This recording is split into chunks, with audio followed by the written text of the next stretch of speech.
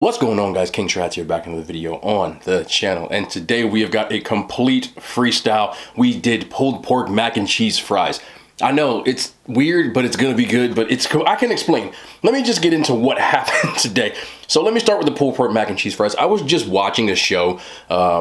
It's on the Food Network or the Travel Channel, it doesn't matter, or the Cooking Channel. It's Andrew Zimmern. It's called like Bizarre Destinations. He used to do a show where he was doing like bizarre foods, where he was eating like roaches and stuff, and I wasn't really into that. But now he's doing stuff where he's kind of just going through what people eat. And he visited North Carolina, and they had this pulled pork, and my mouth started watering. But all I have is a pork tenderloin and ingredients that have nothing to do with anything. So when I saw the pulled pork, I said, what the heck can I do? So out came the pulled pork mac and cheese fries. Now that's what you see here. The mac and cheese is obviously with the low fat, the fat-free cheese like I always do, as well as the crinkle cut fries, a little bit of Cajun seasoning. That's the easy part. But the pulled pork, what I did is I pressure cooked it for 60 minutes to get the tenderloin to break apart the connective tendons. And then I made a sauce using vinegar and hot pepper, because that's what I saw on the show. Obviously black pepper, garlic, and all the other stuff, as well as a little bit of tomatoes, but not too much, because I heard West Carolina uses a different kind than East Carolina. This is all stuff I just found out. So I kind of freestyled that. And then I did some barbecued hot links, which I did also on the pan. So I seared those up and then just added some barbecue sauce and let those chill out, a little bit of seasoning. And of course my roasted broccoli, because, well, I gotta have vegetables in here somewhere. So, you know, broccoli for me is always usually the play, as well as Brussels sprouts, or that complimentary bag of mixed vegetables that you get in every frozen food section. I use that one a lot too. But I can't wait to get into this. But let me pour my drink. We went with seltzer water today. I just got some Schweppes. I think this is raspberry lime, right? Yeah, raspberry lime. I'm not gonna sit here and BS you. I'm gonna be completely honest about this. I'm super clumsy, and to my left is the first can, which I spilled, because I knocked this over. I didn't have to tell y'all that, but we go full disclosure here. We don't like to keep it a buck. Come on. Right when I was about to sit down, plop. So I'm gonna show y'all, this is the can I just poured, and this is the empty can. So we took an L before we even hopped on here. Also, you can notice the playoff beard is in full effect. This is as long as you'll ever see it get. I can't wait to shave. My face looks huge because it has hair on it, and I don't really like hair. I don't really like hair on my face. I don't like beards on me. People like beards on me, but I don't. Shut up and eat. I know. There's a lot of those in the comments as well. Make sure I get all of this. I have a fork and a spoon, and I wasn't sure what to use. I'm team spoon. See, this is what it is. I use shells, which are like underrated as far as like your mac and cheese goes. But I can't get the shells, and then I can't get the fries with the spoon. So it's just, it doesn't matter. Shut up and eat, right?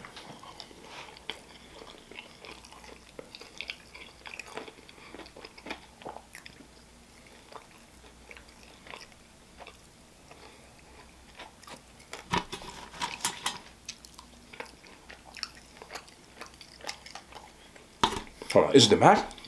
What is the, ooh, ooh.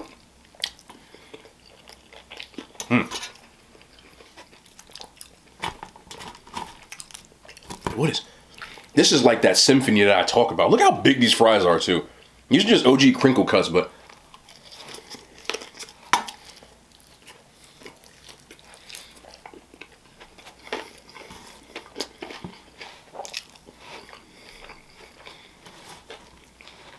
now, anybody who likes pulled pork probably knows that mac and cheese and pulled pork are like this. As well as coleslaw, but I'm not a coleslaw guy. Get that creamy cheddar. I used a little bit of white cheddar as well today. I don't know why, I was in the mood for like white cheddar mac and cheese. Might have a lot. And then you get the fry, salty, crinkle cut. Tony Chaser seasoning. If you don't know Tony Chaser seasoning, I'm just gonna ask where you grew up. So Tony Chaser seasoning and stuff. I actually found Tony Chaser. I keep saying that 5 times. You don't know it's like a green bottle. Most black households have Tony Chaser seasoning, especially, you know, no matter. But I didn't know, and the reason that I don't really usually use it is there's a lot of sodium in it, and I do try to watch my sodium. I went to Walmart last week. They had salt-free. I said, all right, let's give it a try. It's fire. And that's what I used on the fries. You know, I try not to cook with salt too much. Like, we didn't cook a lot with salt growing up. My family had a history of, like, high blood pressure, hypertension. Bro. I really don't like forks. And yes, I'm using a plastic fork. Okay, I grew up with plastic forks and paper plates. So whenever I get these plastic forks that they give me when I order all this food, let's just take a minute. Let's get a little of that mac in there too, though. I can't get the shells with this freaking fork, man. That's why I get annoyed. I'm like, I don't know. There's levels of fat kid, and my level of fat kid is I get annoyed when I can't pick up my food fast enough. I don't know if that's just me or that's a me thing, or y'all can let me know.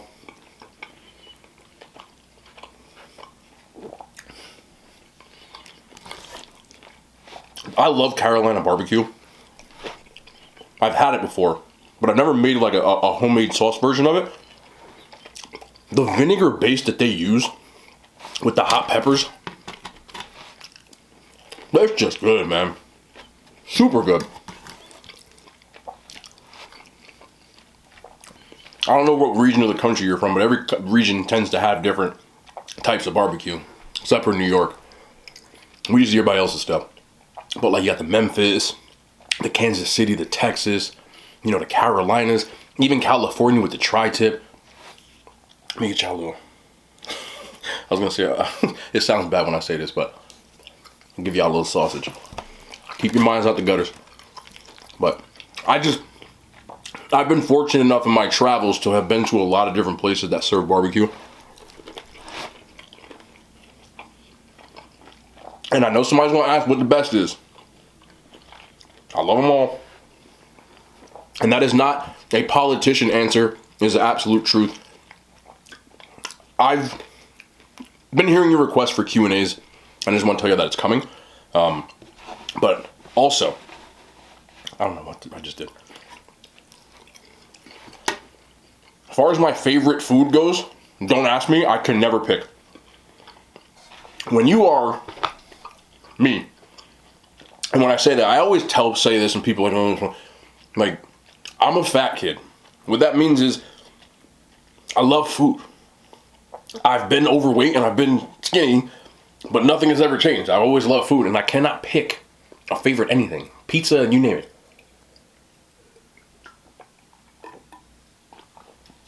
And when it comes to barbecue, most regions have something that they're like known for. You know, Kansas City has like the ribs, and I don't know if you heard of burnt ends, but you need to hear it. It's the little top part of the brisket, like just the burnt part on it, if you don't know. And it's just so good. And what you do, you go to this barbecue place, you ask for burnt ends on bun. And not on a bun, on bun. Blow your mind. A place in Kansas City called Gates. My roommate was from St. Louis. Went over there. Went down to Texas. Had some brisket. Was ridiculous. Went to a place in Austin. It was called the Salt Lick. You walk in, there's a giant pit in the middle, and they're just basting it with love. But all I want is brisket. Down in the Carolinas, the pulled pork, they really do like whole hog or like pork shoulder, depending on where you are. And I love that like vinegar mustard. Oh my goodness. California, they do the tri-tip. I can't pick. Y'all hear me right now. Like, and I have an East Coast bias towards a lot of things. But even pizza, all over the country, they're doing like crazy pizza. Detroit got their own style. Of course, Chicago. Look, people like to say, oh, what's better, Chicago or New York? Have you ever had deep dish pizza in Chicago? It'll change your life. And I love New York pizza. I grew up eating it, you know, that thin crust. Even the pizza up in New Haven in Connecticut. Like, I'm a foodie, bro. You can't tell me to pick something like that. It's hard for me to pick anything. I'll give you a few off the top of my head. I can pick favorite sports teams. It's baseball, I'm a Yankees fan. Football, I'm a Giants fan. And that's when it starts to get a little wacky. Basketball, I'm actually a Boston Celtics fan, which is weird because New York and Boston don't jive. But growing up, my grandfather like, that's weird to say this, but he was like an old white guy, and like a lot of old white guys liked the Celtics back then. So he used to watch the Celtics all the time, and this was like the 80s, that, you know, like early 90s, I should say, when I was like a kid. But the Celtics were good in the 80s with Larry Bird, and he'd tell stories about the Celtics. So naturally I started, and they were trash for like my whole life. And then like Paul Pierce got there, and they had Paul Pierce and then like a bunch of trash players. And then they made a trade to get Garnett and Pierce, and like everything was popping again. But so I didn't jump on a bandwagon. I do watch. I'm sorry for all my people across in Europe right now, because you're about to get mad. Soccer. I don't care that you call it football, okay? You say football here, we think helmets and shoulder pads. Just respect the fact that we call it soccer, okay? It is what it is. I know you get triggered. I get it. But it's fine. Soccer, I support Chelsea. I've been supporting Chelsea since the early 2000s. There was a German soccer player, if you don't know, I'm half German, that goes by the name of Michael Ballack for people who watch soccer. If you don't, you're going to be like, what is he talking about? Doesn't matter. Long story short, during the World Cup in 2002 was when I really got into soccer more. Even though it was here in 94, I was too young to know what was going on. So, anyway, I loved watching him play. He was one of the leaders on the team. And at that point, he was playing in Germany, but he went to England and he transferred to Chelsea.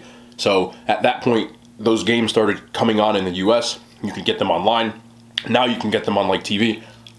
So, I said, I'm going to support Chelsea. That's where it came from. And then they started winning, and of course now everybody calls us plastic, but shut up. My favorite color is red. That's why the king sign is in red.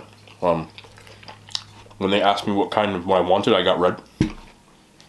You can see that. I don't have a favorite movie, because I can't pick one. I don't have a favorite song, I can't pick one. I can't really pick favorites on really anything else. Food, I just told you, I love way too much. This is so good. The vinegar, man. Oh. So, but we'll do one. If you guys have questions you want to leave in the comments, I can kind of get them in the videos. It's going to be hard for me to do a live stream because I work so much. And I'm not up unless like it's obscure hours. Like, you guys are used to my uploads, which I upload at 6 p.m. That's US Eastern time. So, wherever you are, that's what I'm doing. And what you don't know is, when I upload, it's because I already edited and it's already saved in YouTube. I uploaded it on there, but it's set to release at 6. So, I'm not even at my, like, computer at that point. And I probably post 6 o'clock, and I take like a 5-minute break, just to check all like the newer comments. You know, I have the thing now which you guys kind of started, and I kind of just was like, all right, cool, because like people commented first, so I started pinning the first comment. So I try to answer as many as I can in that time, but I'm actually at work when I'm doing that, so I'm really busy. There's usually someone standing in front of me, or about to be standing in front of me. If you don't know, I do run 2 personal training studios, which we just opened our second one on the 1st of January. So, it's been really hectic. I only have a handful of clients, but I have people that work underneath me with clients. I have my business partner who also has clients, but one of my clients comes in at 6 p.m., right when I'm uploading. And that's 4 days a week. So, you get what I'm saying. Sometimes it's hard for me. So, I also want to say this, because there has been a few people sometimes that are like, might get like a little annoyed that I don't answer your comment. It's not because I saw it and left you on red. It's because I'm genuinely busy. But I do try to answer everybody. Or at least read the comment and leave a like on your comment. But please do not take it personally. The only comments I will ignore are the negative comments. I do have a few of you, you're probably watching, and I love you, but you guys like tend to try to say things like, I know you're trying to get under my skin, and I'm just, sometimes I'll answer, but most of the time I'm just not going to entertain it. Like, sometimes you guys will say some nice things and then I'll talk to you. And I promise you, if you say nice things, I'll talk to you. But I'm a regular, relatively positive person. I just try not to entertain if you're trying to trigger me. Like, it's easier if you're just trying to get my attention, which maybe that's the truth. I don't know what it is. Just say hi. Or you don't have to be like, I'm not saying you gotta like be all like, you know, overly nice, but if you just want something, you know, chop it up, like say anything, but you don't have to be like, you know, rude about it. You know what I mean? Like, I know that in the internet these days, a lot of people tend to leave negative comments on purpose because they're trying to get your attention. I've seen it. I've been a part of it as far as had people do it to me. When I first started to get a little buzz, I guess you would call it, on social media, I wasn't ready for that. So in the beginning, people would say rude stuff, and I'm like, yo, what the hell is your problem? They're like, oh, I'm sorry, man, I love you. I was just trying to get your attention. I'm like, how would that work in the real world? And I know that the internet is not real world. People have a lot more balls in the internet than the real world. I'm willing, because I've had people say that they're gonna like fight me. I remember there's like these three like little like, you know, Fortnite kids. I call, like, you know, the younger kids the Fortnite generation. I'm not saying that as an insult, but a kid commented, he was like, yo, my friend wants to beat you up. Yeah, I'd be about 13. and I'm looking at the comment, I'm like, all right. Then there's another kid comes. She's got like I can see the profile picture. These kids both like probably 120 pounds, you know. They're young kids. Like, I'm not going to entertain that. But then the other kid, I'm his friend. I want to beat you up. I'm willing to bet, if you don't know, and I'm not saying this means anything, because being big don't necessarily mean that, like, you know, you can fight. But if I'm about 6'1", and I'm about 220 pounds, 215 pounds, somewhere in there. I'm not a little guy. And I really doubt that a 5'2", 14-year-old kid would say that to me in real life. But I know the internet is a tough one here. The things I do notice over the years, though, 95%, and yes, I'm going that high of a number, 95% of the people who say the most rude stuff are doing it from burner accounts, or don't have a picture, or don't have any posts, anything. And that's what kind of made me change my tune about it. Because I know that people that say that negative stuff, they got their own demons. Which is why, if you look a lot of times when people say negative stuff, even on this channel, I usually will reply with, I hope your day gets better. Like, I'm not saying that to be rude. I'm just saying that because I'm not a jerk. And I genuinely do hope. I know where they're coming from with that stuff. Like, if you have that negative kind of mindset, like, you're probably going through, I get it, man. Like, I'm not perfect. And when I was younger, like, I would lash out at people. Not strangers, but I was just an angry kid. And it's easier to be rude to a stranger than it is somebody you know in real life. Because I can't say anything to, like, on Instagram, it's always like a silhouette. You know that silhouette? There's never a person with a profile picture, or they have a private page. At the end of the day, there are two types of people with private pages. One, people who don't want people in their business, right? Because either they have a job, or they just want to keep their private life private, and the Instagram or social media is more for their family and friends, which I can understand that. You know, like, say you're a teacher, you don't want to have a page where your students see you, you know, living your life, because I get that's weird. You know, I get it. The second type of person is some people who leave negative stuff on other people's page. Their pages are private because they're sensitive themselves. So they don't want you to have ammo to clap back at them. because they have their own issues. So they would rather criticize you because it takes the heat off of them. You know?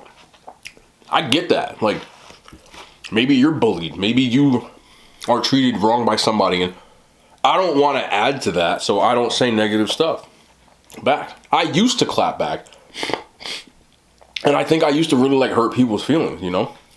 And it didn't make me feel better. It was just coming from a moment of like stupid judgment on my end, so I quickly stopped doing that. This was years ago, you know? So if you are a person that does that kind of stuff, my advice, you better believe in picking up this piece of macaroni right here. The shell. My advice to you, honestly,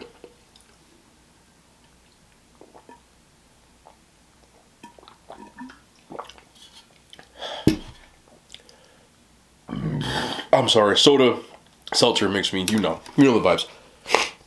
But my advice to you, honestly, is to take that negative energy. It's coming from a negative place. Whether you're hurt or you're down or something happened, use it for something positive. Use it for something, you'll feel better. I don't, if trolling made people feel better, they'd stop doing it because they'd be good. You get what I'm saying? It's a filler. It's a stopgap. It's only a temporary fix. It's not going to fix the underlying problem, and until you do, you're never really going to be happy. And I'm not perfect at all. But I can tell you this. I'm happy as hell. My life's not perfect. I go through things like everybody else does. But overall, I'm happy. Which is why that stuff doesn't bother me, because you can't tell me something about myself I don't know. You know? So, whatever that thing is getting at you, find an outlet. Find a way to turn something positive. Like, whatever that is. Hell, some of the greatest music ever written was written when people had broken hearts. Right? What's her name? Adele? She wrote that album. I don't really listen to Adele, but I know the story of it. Where she made that album where she was really going through some stuff. So use it for something positive. For me, my biggest outlet, when I was an angry youth, yeah. Like, I felt like a lot of things happened to me when I was younger that weren't fair. You're not the only person that feels that way. I guarantee you 90% of the people watching this video right now are like, I go through stuff too. Because they do. The difference is, they choose to do something positive about it. Talk to somebody, whatever. But for me, you know, I dealt with anxiety stuff, and the reason where anxiety comes from for me was I've always been a very, you know, I gotta hold the fort down for people, you know. When things happen around me, I try to be like the stone, the rock, you know. And when I was younger, my emotions, I just hold them in. Always. Hold it in. If I felt sad, I held it in. If I felt pissed off, I held it in. After a while, it's like a pot, you know, boiling water, a kettle. It's just gonna boil over. So you gotta find ways to release that and make it a positive one. Trolling people, saying stuff, hurting even real life people, like bullying people. Usually bullies are bullied somewhere else. You know, when you're growing up in elementary school and you had that like school bully, they were probably getting their ass whooped at home by somebody. It might not have been a family member. It might have been an older brother. But they took that negative energy they was doing and they projected it onto the next person. The easy target, right? No bully picks on, you know, the strong kid. They find the kid who looks the weakest and they pick on them because they're, at the end of the day, like, if you're a bully, I hate to say this, and I don't want to use the word that begins with a P and ends in a Y, but that's what you are. That's why you're bullying people. That's why the phrase pick on somebody your own size came from, right? So that's the same thing as trolling, online bullying. Now they feel the type of way to get on their phone and they start bullying people online because It makes them feel better. But it's an empty feel better. So you do it the next day. And next thing you know, it consumes you so much to the point you don't know who you are anymore. So use that, I don't want to curse, but use that stuff for something good, you know? And like I was saying, for me, I never bullied anybody, but I always held it in, like I said, with anxiety. What helped me with anxiety? Two things. One, helping other people with anxiety. As I learned to cope with it, I realized that I almost became sort of a therapist for people. Strangers, clients, friends, family, you know? Because I'm out about it. I never hid the whole thing. A lot of people are ashamed about mental health, but for me, it's normal. So talking about it and helping people with it, I get satisfaction out of that. It makes me feel better. And it's a feel better that isn't temporary. When you help someone's life for the better, you'll feel 1,000 times better than if you negatively impact somebody, you know? It's the same reason why I make these videos every day. I see people tell me that they look forward to this stuff. Like, this isn't a clout thing for me. Like, I genuinely enjoy that fact. I love talking to you guys. I like making content for you guys. And if it could help one person who's having a crappy day just kind of turn on something and kind of just forget about it, like, honest to goodness, that's what makes me feel good. The second thing was the gym. And that's a lot of people's outlet. But I really got big on the gym after I stopped playing football. Because football was my outlet. I remember when I was like a kid, and you said, okay, like, I can put this equipment on and run full speed across the field and hit somebody as hard as I want to, and I don't get in trouble for it? Oh yeah, sign me up. That's how I started playing, you know? But then, when I stopped playing ball, I didn't have that anymore. And that's when the anxiety actually started kicking in. I didn't have an anxiety when I played football because I had an outlet to release that stuff, you know? But probably about 6 months after I stopped playing, I was in grad school, I started having panic attacks, and I didn't know why. I figured it out later on, which is why I'm telling you guys, but for me, the gym was, which is why a big reason why I don't record my workouts, because that's my time to, like, release that, you know? I turn on my music, I blast it. I don't have to wear headphones anymore because I have my own studio, which is really great. I used to put my headphones on and blast them, but now I just got the stereo system on. It's loud, and I'm just throwing shit around. Excuse my language, but I'm just throwing the weight around, man. It's just me and the weights. There's nobody else there. I don't have to worry about looking stupid, like. And I was like that when I was in gyms. People thought I was rude because I looked unapproachable while I was working out. That's because I'm not even there. When I work out, my brain is thinking about doing the work and nothing else. Like, my brain's so clear. Like, I'm thinking about my muscles working, like, actually, like, doing the work. When I say that, anybody who lifts weights will tell you about, like, mind to muscle connection, like, it's real. So I think about the certain muscle doing the certain work, and I think about my breathing, and I think about, like, it's for me, it's a rush. And not a rush of, like, adrenaline. It's more of a rush of, like mental clarity. Runners will tell you that they get a runner's high. And I used to think, I was like, what the hell does that mean? I get it now because I get it from working out. When you're running for long distances, your brain, you start, like, you feel so, ask a runner, ask a marathon runner, a distance runner, they'll tell you. And I get that when I train. And, you know, people are like, why don't you record your workouts? I would need somebody to do it for me because I tried to do it a couple of times and it ruins my workout. And at the end of the day, as much as I want to post them and have workout videos and stuff, I'm not going to sacrifice my workout for that, you know? That's my time. That's what because your mental is more important than anything. If you don't have your head there in your life, you won't ever get anything done. Your mental health is just as important, if not more important, than your physical health. I know it sounds crazy. And people talk about, you know, I see the comments on some of my videos, oh, that's not healthy, that's not healthy. I've never been healthier in my life. And that's not just physical health. Yeah, I just got blood work before, I have to actually go in 2 weeks again. My blood work always fine. People, oh, my cholesterol. You know what one of the biggest factors in heart problems is? Stress. Water retention, stress. It raises your blood pressure. Trust me, there's a reason. When you have a panic attack, your blood pressure goes through the roof. Your heart rate goes through the roof.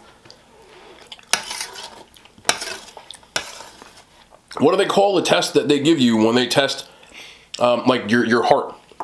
I'm not talking about an EKG. I know somebody's going to think that. They call it a stress test. Some of the stress you put on your body is not like physical, it's mental. And if you're walking around every day with just, you know, tight and tense, and it puts a toll on you, man. I used to do that, you know, but now I don't. You know, like, I've got a good routine going. I got a good routine going in how I do things on a day-to-day basis, with how I make content on a weekly basis. And that for me is more important. And that workout time is more important, you know? So maybe one day I'll be cool enough to have an editor or a film crew or something like that. But in the meantime, I gotta make sure my head is there, because if it ain't, it'll impact my work, it'll impact my content, and I don't want that either. You know. To anybody out there who has mental health problems, I did make a video. It was one of the first videos I ever made, when I was making videos like once every 6 months on YouTube, before I actually started regularly uploading, because that was about 2 months ago. Actually, damn, it's January. I think I started in September, so it's been like 3 months, 4 months, something like that. But the main basis of it, I talk about my anxiety, where it came from, how it affected me. But the main thing that I can tell you is you've got to find ways to keep yourself on an even keel, to keep relaxed, to release that energy. You never want to be too high. You never want to be too low. You always want to stay here. And it's easier said than done. But with time, trial and error, patience, it's not going to be overnight that it gets fixed. I still deal with anxiety now. And stuff in my beard. This is why I got to shave, bro. I've been just there the whole time. But I've gotten a lot better at keeping myself even, you know? I don't get like pissed off like I used to. Keep yourself even. Try not to let the small things bother you. And use that pent up stuff for something positive, you know? Kill them with kindness. Like, being negative will never get you anywhere. It doesn't get anything done in life. It doesn't get anything done for you. And it won't advance anything in your life. It just keeps you on a spin cycle, and you'll just forever be looking for the next negative thing to say or do or spread. And that's no way to live. Trust me. And don't use relations, you get what I'm saying, as that outlet. That's not good either. Trust me. I did that. Oh, and if you do that, protect yourself. Y'all know what I'm talking about.